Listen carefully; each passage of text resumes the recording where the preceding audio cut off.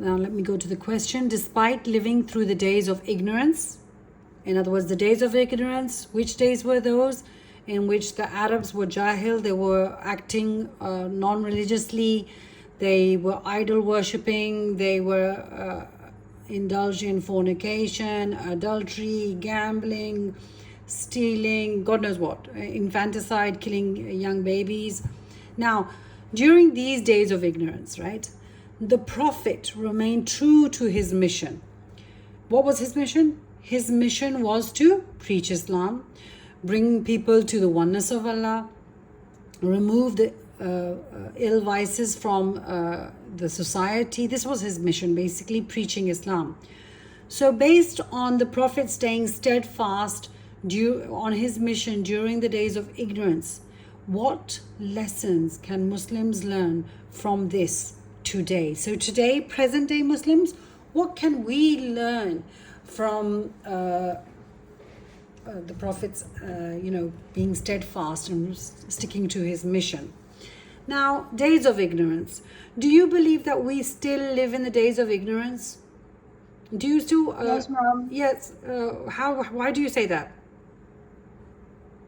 Because we're in the times where most worldly things are at the palm of our hands.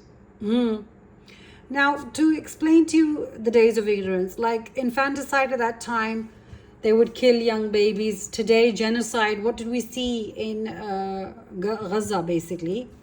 And abortions, the rate of abortions that are taking place, deliberate miscarrying the child that a person is carrying, stealing, gambling, just partying around, nudity, walking around half naked. Mankind, the first time that Adam and Eve were sent out of Jannah, the first thing that they realized that they didn't have clothes. So what was the first thing that they did? They covered themselves. Now the sense of covering a person is in the fitrat, is in the nature.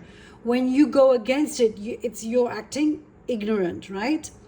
So we're still living in the days of ignorance. So you'll see people drinking and gambling and using drugs and swearing, God knows what you'll see. So how can a Muslim, it's very difficult. I'm telling you, it's very difficult to stick to your mission of preaching today, right? Now, at that time, there was a moral decline of society. During that moral decline in the society, he stayed steadfast.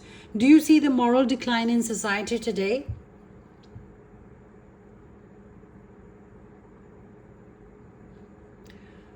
Even today, we see our morals declining. I don't know if anybody witnessed it yesterday. An old woman was being pulled out of, I don't know, a police station, or was it a WAPTA, an office belonging to the WAPTA.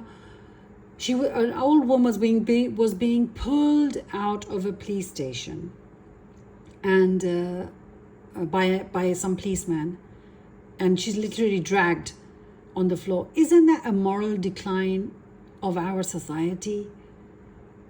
Now, corruption is at its peak. Slandering and maligning people and political vested interest, you will see it raging high, right? Now, that was the state when the Prophet was preaching. That is the state that we are preaching in also. Now, the political decline, the morals of political decline of a society. I told you about Maulana Tariq Jamil. Did I tell you about him? Everybody knows that he's a very calm type of a person. People listen to him when he's preaching. People understand him. The new generation, whether being like-minded or not, religious-minded or not, but they listen to him.